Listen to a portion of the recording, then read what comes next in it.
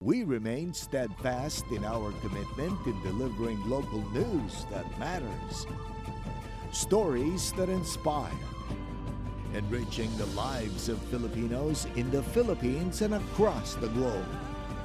This is your GMA Regional TV. Buong puso para sa Pilipino. Ito ang Mornings with GMA Regional TV.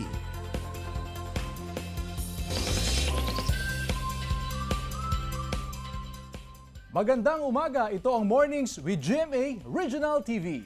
Hatid namin ang mahalagang lokal na balita mula sa Luzon. Good morning, Joanne. Nagmamadali tayo ngayong araw ng Lunes, Martes, Miyerkules. Di ba? Oo, araw ng Miyerkules. Naku po, dahil babantayan pa rin natin ang bagyong Goring na palabas na ng PAR, pero syempre may bagyong Hana pa tayo na imomonitor po natin sa maghapon. And of course, announcement ng class suspension, abangan nyo po. Mamaya ay may interview rin tayo sa isang health specialist kaugnay sa brain attack o stroke. Ano nga ba mga sintomas nito at paano ito maiiwasan, mga kapuso? Abangan nyo po yan. Samantara, narito na ang mga unang balita.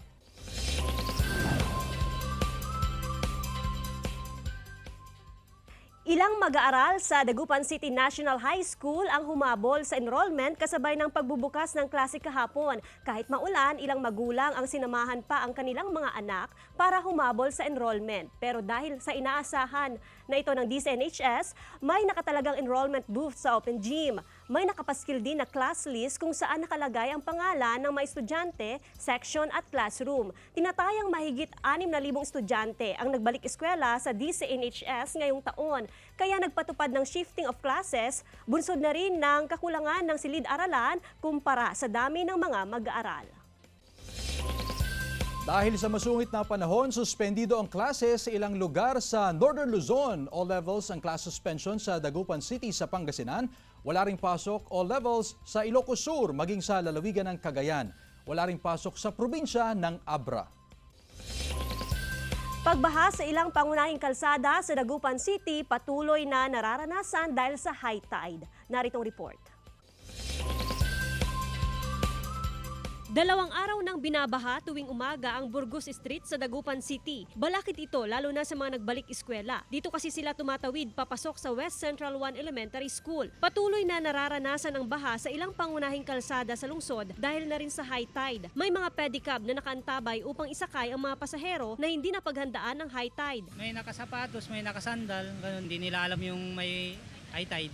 Kaya kala nila walang high tide, kaya nakasapatos sila, ma'am. Humuhupa naman umano ang baha tuwing hapon. Kapansin-pansin din ang mga basurang nakabara sa drainage canal na nagiging dahilan din ng pagbaha. Agad din umanong magsasagawa ng declogging operations ang otoridad. Samantala, naka-alerto rin ang City Disaster Risk Reduction and Management Council sa antas ng tubig ng Pantal-Sinukalan River. Ito yung magiging problema na lang ulit natin kapag umulan sa kabundukan kasi yung tubig na nanggagaling sa upper stream natin, tayo ang sasaluhin. Dito siya mag-exit papunta sa Lingayen Cove.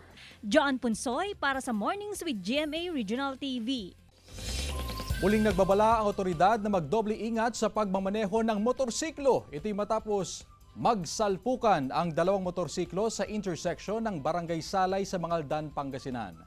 Sa kuha ng CCTV, makikitang ang babaeng rider na paliko sa isang kanto pero sumalpok sa paparating na motorsiklo. Sa lakas ng impact, gumulong sa kalsada ang 2 rider. Sugatan ng 2 rider na mabilis namang naitakbo sa ospital. Ayon sa isang opisyal ng barangay, nakatakdang mag-usap ang magkabilang panig.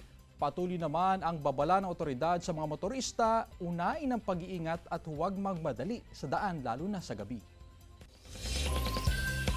Nasagip ang 2 babaeng namasukan bilang kasambahay matapos dalhin sila sa isang disco club sa Lawag City. Ang mga nasagip ay 18 at 24 anyos na tubong Nueva Ecija at Aurora. Ayon sa pulisya, nagreklamo ang 2 babae dahil sa disco club sila dinala. Pinipilit pa raw ipa-table sa kanila ang mga customer ng club. Isang konsehal ang tumulong at pinuntahan ang disco club kasama ang mga pulis. Maayos namang nailabas ang 2 babae. Wala na raw silang balak maghain ng reklamo sa may-ari ng club. Ang 2 nasagip ay kasalukuyang nakituloy sa mga kamag-anak nila sa bayan ng Solsona. Nakakaramdam ba kayo ng pagkahilo, biglaang pamamanhid ng mukha o pagbulol sa pagsasalita? Nako mga kapuso, baka stroke na yan. Yan ang ating tatalakayin sa pagbabalik ng Mornings with GMA Regional TV.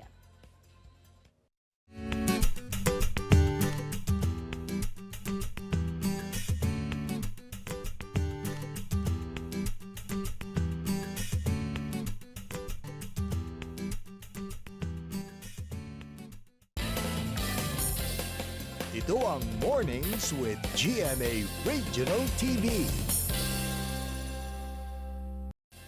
Ito ang Mornings with GMA Regional TV.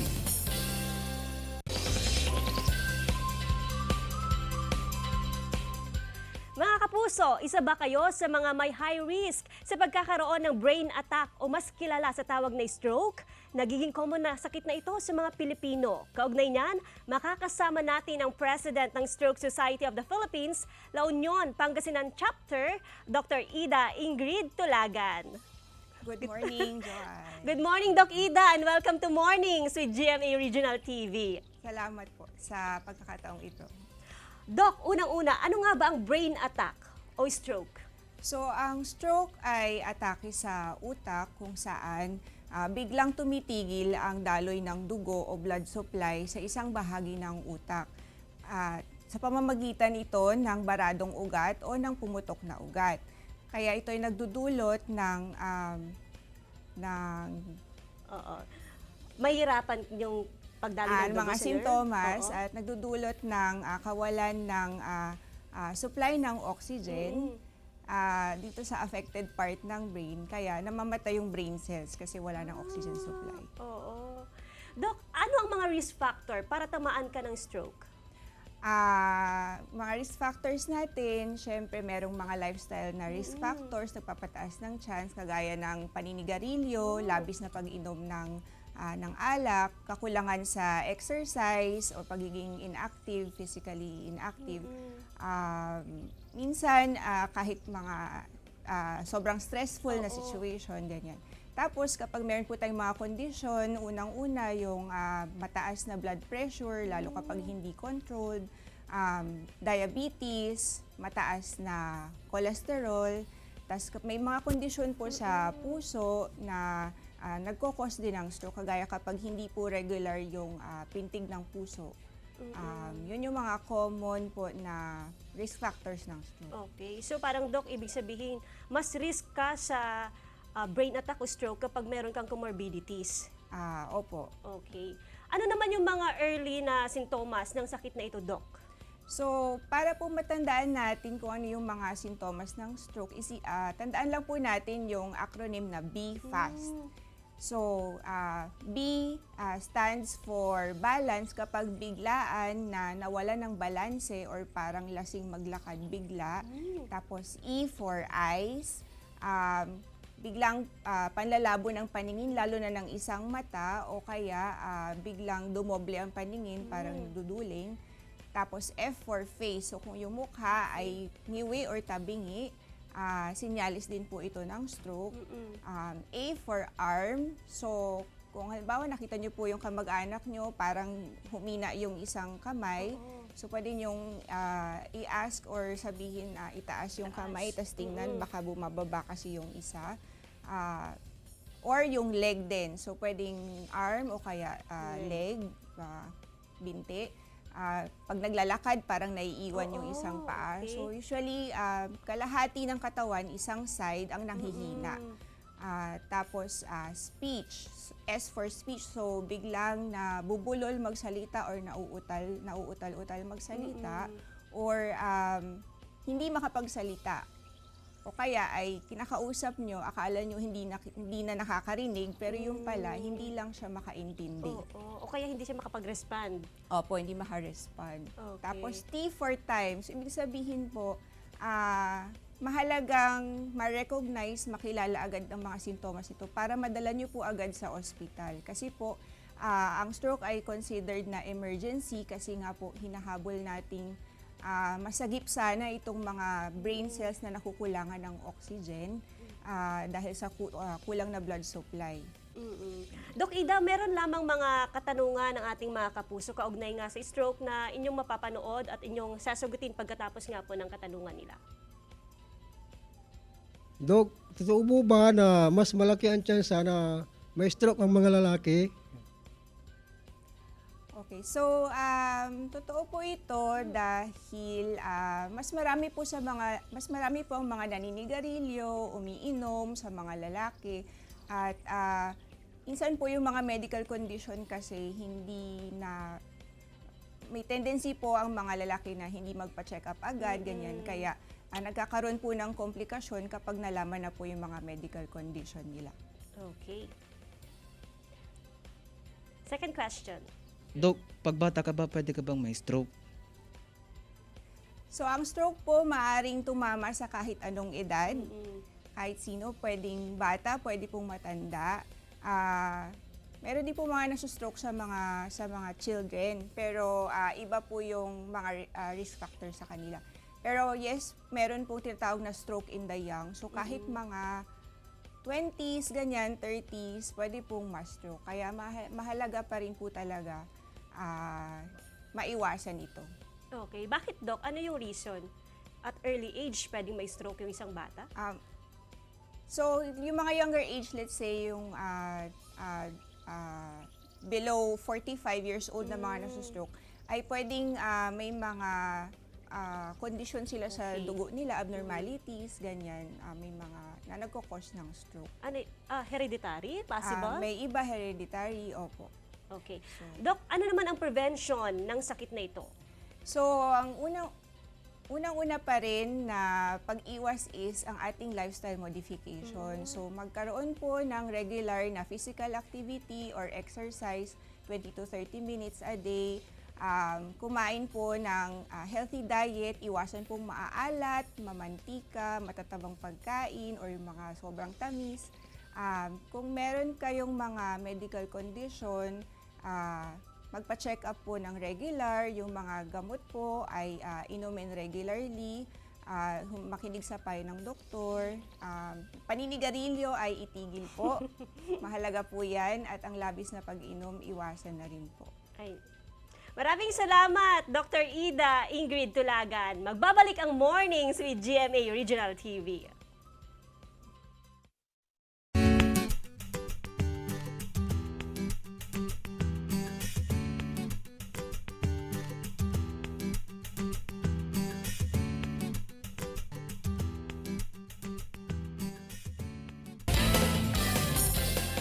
Ito ang Mornings with GMA Regional TV.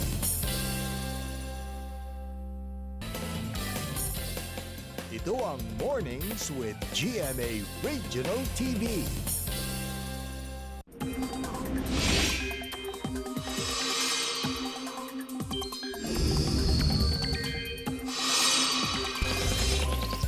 Atin ang alamin kung ano ang latest kung nasaan na ang Bagyong Goring at sa panibagong bagyo na tatawaging Hana pagpasok ng PAR. Narito ang report. Mga kapuso, nitong magdamag nakabalik sa super typhoon status ang Bagyong Goring at ngayon humahagupit sa extreme northern Luzon. Ayon sa Pag-asa, nakataas ang tropical cyclone wind signal number 4 sa southern portion ng Batanes at mga isla ng Calayan at Babuyan. Signal number 3 sa nalalabing bahagi ng Batanes at southwestern portion ng Babuyan Islands. Signal number 2 naman sa nalalabing bahagi ng Babuyan Islands, northern portion ng mainland Cagayan at northern portion ng Ilocos Norte. Signal number 1 sa ilang bahagi ng Cagayan, buong Apayao, northern portion ng Kalinga, northern portion ng Abra, rest of Ilocos Norte at extreme northern portion ng Ilocos Sur. Namataan ng mata ng Super Typhoon Goring sa coastal waters ng Sabtang, Batanes. Taglay nito ang lakas na hangin na abot sa 195 km per hour. Sa mga susunod na oras, tatawirin ng bagyo ang Luzon Strait hanggang sa makalabas ito ng ating Philippine Area of Responsibility mamayang gabi o bukas ng umaga base sa rainfall forecast track ng Pag-asa. Kasabay ng paghagupit ng Bagyong Goring, ang paglakas pa ng hanging habagat. Apektado nito ang Central at Southern Luzon, Visayas at Mindanao. Kaya naman maalon ngayon at delikado sa maliliit na sasakyang pandagat ang pumalaot sa lahat ng dagat na sakop ng Luzon at Visayas kasama ang dinagat. Anumang sandali mula ngayon, inaasahang nasa loob na rin ng Philippine Area of Responsibility ang severe tropical storm na may international name na Haikui. Tatawagin yan sa local name na Hana ayon sa Pag-asa. Namataan yan 1,560 kilometers silangan ng extreme northern Luzon. Taglay nito ang lakas na hangin na hanggang 110 kilometers per hour. Base sa rainfall forecast ng Metro Weather, napakasungit na panahon ngayon sa extreme northern Luzon. Ang nakikita nyong nagkukulay orange, red at pink, ibig sabihin, posible ang heavy, intense at torrential rains sa mga lugar na yan. Kaya dapat maging alerto sa banta ng baha o landslide.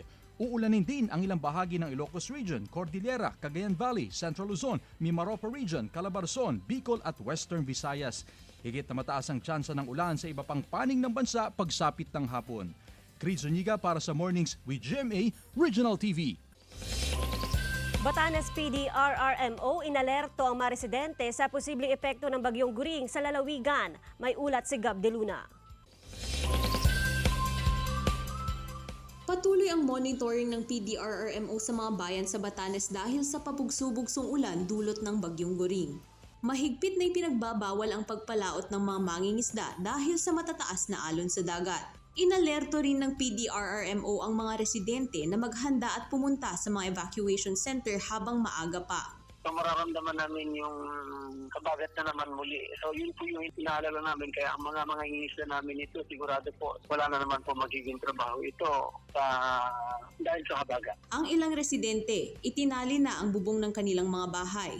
Kung pagdating sa family food packs or naka-preposition ng pugaw at munisipyo, so handa na po kung sakaling kakailangan nila may bibigay.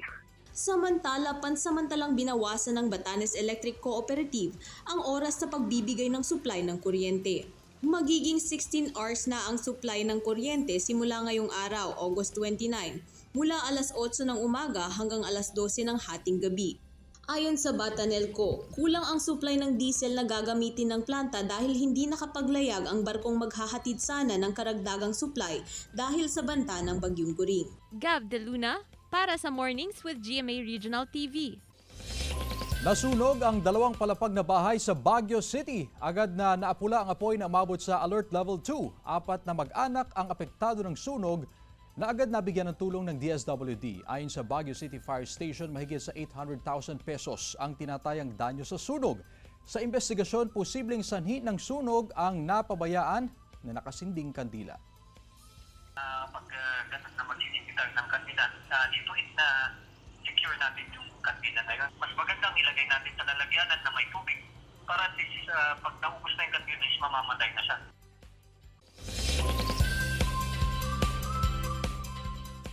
Heatwave umiiral sa Arizona, USA at Novak Djokovic target ang 24th Grand Slam sa US Open Tennis Championship. Tunghayan sa Globalita. Ramdam ngayon ang labis na init sa Phoenix, Arizona matapos maitala ng National Weather Service ang record heat na 116 degrees Fahrenheit o 46 degrees Celsius na init. Tuloy apektado ang dating ng mga turista ngayong summer season. Pero para sa iba, kakaiba ang appeal ng syudad na itinayo sa gitna ng disyerto. Ayon naman sa mga meteorologist, epekto ang nararanasang heat wave ng climate change. Patuloy namang pinag-iingat ang mga residente at turista laban sa heat stroke at heat exhaustion. Nagsimula na ang isa sa pinakamalaking sporting event sa United States, ang US Open Tennis Championship. Isa sa mga naunang winner sa women's singles, ang 19-year-old na si Coco Gauff laban kay Laura Sigmund ng Germany. Ang US Open ay kompetisyon ng pinakamagagaling na tennis player sa buong mundo, gaya ng tennis superstar at world number 2 na si Novak Djokovic na target makabit ang ika-24 na Grand Slam sa US Open. Pero kailangan niya munang talunin ang ngayon world number 1 na si Carlos Alcaraz. Chris Zuniga para sa Mornings with GMA Regional TV. Ilang paaralan sa Cagayan lubog sa baha. Bahagi ng isang paaralan nasira dahil sa bagyong Guring. May report si Jasmine Gabriel Galban. Unang araw ng balik eskwela, pero sa probinsya ng Cagayan, suspendido ang klase sa lahat ng antas. Ito'y para matiyak ang kaligtasan ng mga mag-aaral, lalo pat ramdam pa rin ang epekto ni Bagyong Guring. Matapos manalasa si Bagyong Guring, nalubog din sa bahang ilang paaralan sa 8 mga bayan sa probinsya. Sa bayan ng Baggao, umabot na rin ang baha sa harapan ng Remus Elementary School. Ganon din sa San Vicente Elementary School sa Gataran. Binahari ng Rebecca National High School sa bayan ng Gonzaga. Ganon din sa Villagracia Elementary School South District sa bayan ng Bugay. Nasira naman ang bahagi ng silid-aralan sa Santa Teresita National High School sa bayan ng Santa Teresita. Pinangangambahan naman ang pagtaas pa ng antas ng baha sa Bacolod Elementary School sa bayan ng Amulong. Medyo may baha din. Up to this present, ma'am, meron din. Dahil po yung current situation ng school ground namin, wala pong drainage or exit. We have made a recommendation to the governor na i-suspend yung classes to give way doon sa paglilinis ng mga eskwelahan at paglilinis din ng mga kabahayan, ng mga affected ng flood. Patuloy namang ginagamit na evacuation center ang ilang paaralan sa probinsya gaya sa Cabuluan Elementary School sa bayan ng Alcala. As soon as makita naman na safe ay itutuloy na natin yung ating balik eskwela. Samantala, pinangangambahan ang patuloy na pagtaas ng antas ng tubig sa Cagayan River. Kaninang umaga, biglaan ang pagtaas ng antas ng tubig sa mga major river system. Sa bayan ng Gonzaga, tulong-tulong na nirescue ng otoridad ang isang mag-anak na natrap sa pagragasan ng tubig. Hindi na rin madaanan ang ilang kalsada at tulay sa pag-apaw ng ilog gaya sa bayan ng Baggao. Sa ngayon, 14 na bayan ang pinaghahanda sa posibilidad ng pagbaha sakaling umabot sa 10 meters ang Cagayan River. Jasmine Gabriel Galban para sa Mornings with GMA Regional TV. 13 tripulante na rescue matapos lumubog ang sinasakyang fishing vessel sa Calatagan, Batangas. Tutukan sa report.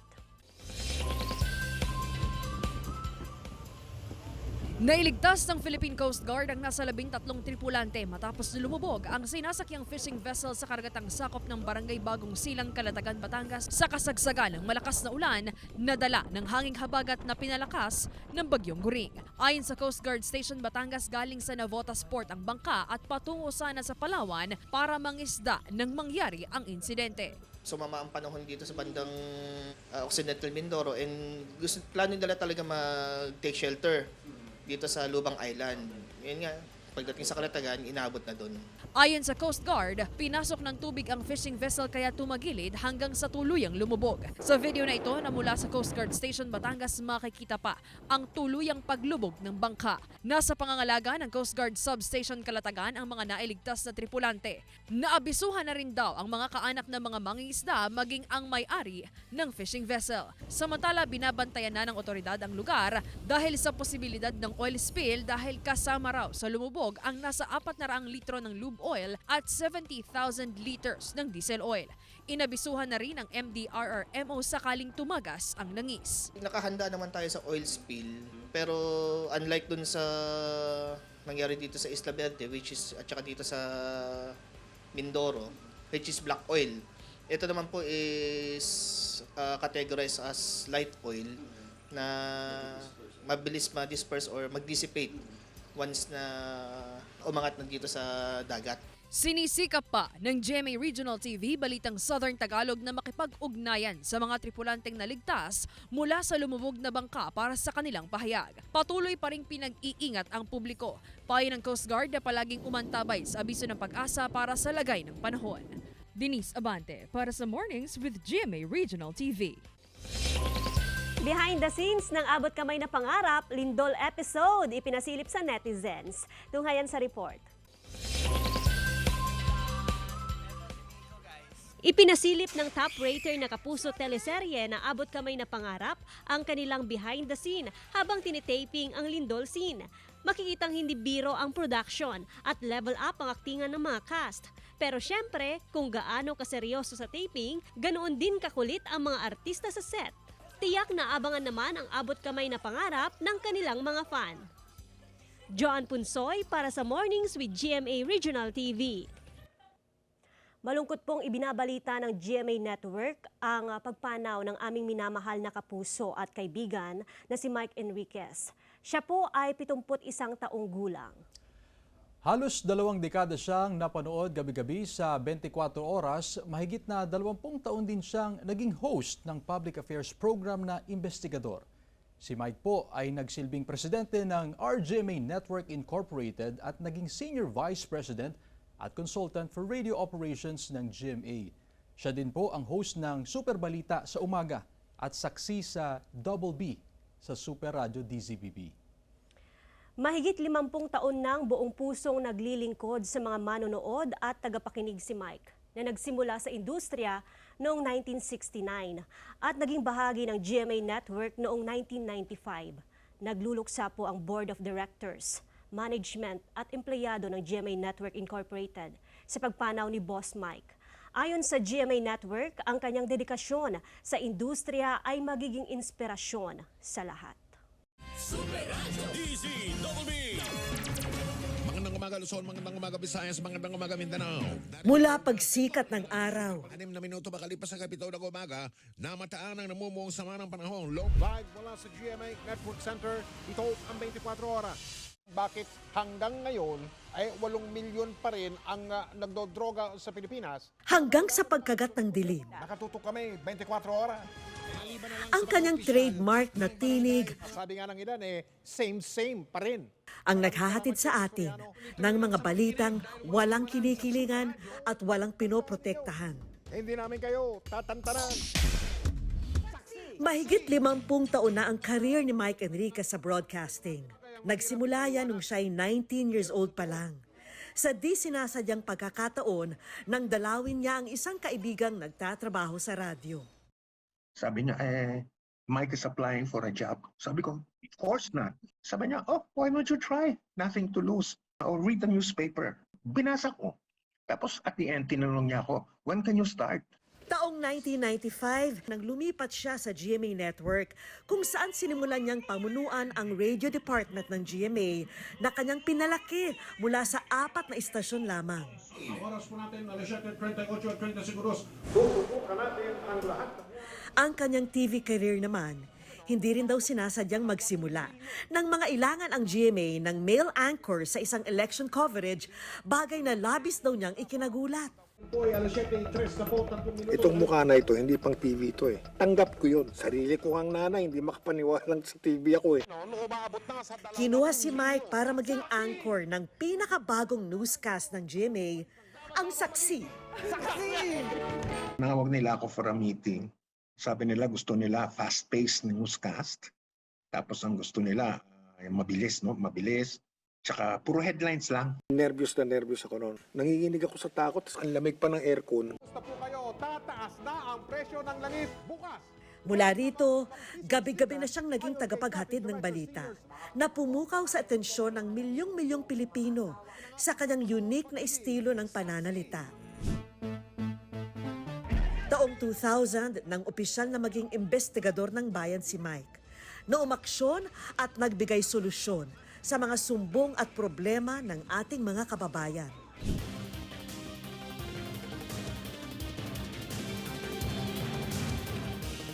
At pagsapit ng 2004, lalo pa siyang naging bahagi ng bawat gabi ng mga Pilipino. Narito ang pinakarespetado, pinakapinagkakatiwalaan.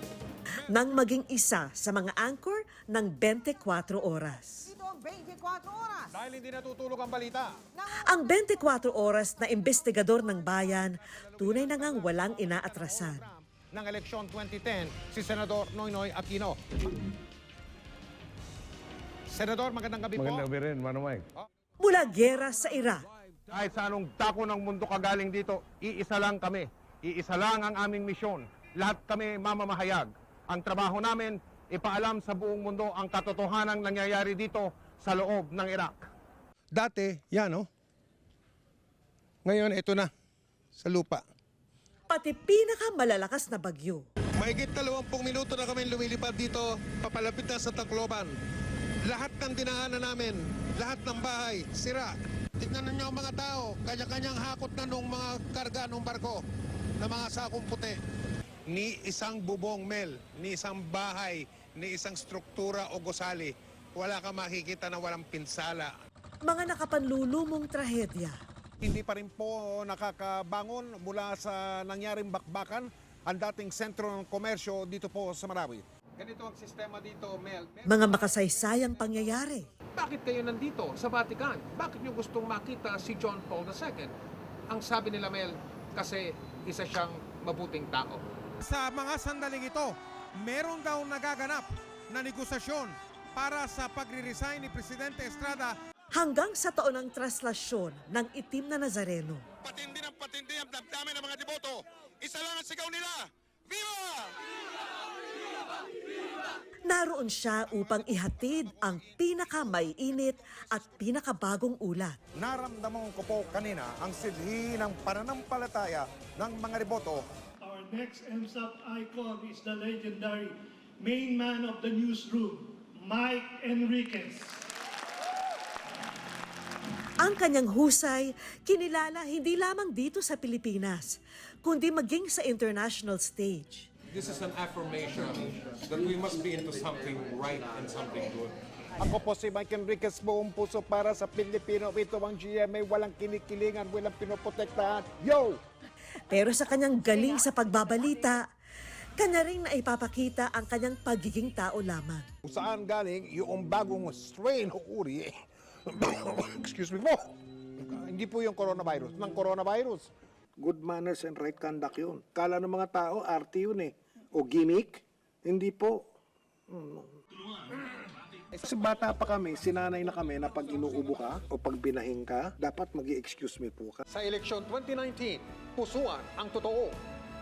Nitong eleksyon 2019, pinag-usapan at naging viral din ang ilan sa mga sinabi ni Mike. Gusto ko silang singilin. Anong maasahan namin sa inyo ngayon? Maningil ka na? Yes! Maaga. Akala naman na singilan mo. Oo, para magkaalaman. Ngayon pa lang, magkaalaman na para sa habang umuusad ang kanilang termino, na-check natin yung ginagawa nila versus yung ipinangako nila. Ngayon, ang aming minamahal na si Mike, hindi muling maririnig ang tinig matapos ang kanyang pagkikipaglaban sa karamdaman. Pero sa aming puso, malinaw na malinaw pa rin ang kanyang boses. Hindi namin kayo tatantanan. Ako po ang inyong kapuso, Mike Enriquez. Gabay namin sa paghahatid ng serbisyo at katotohanan at ng matapang na pagbabalita. Paalam, Mike, hanggang sa ating muling pagkikita.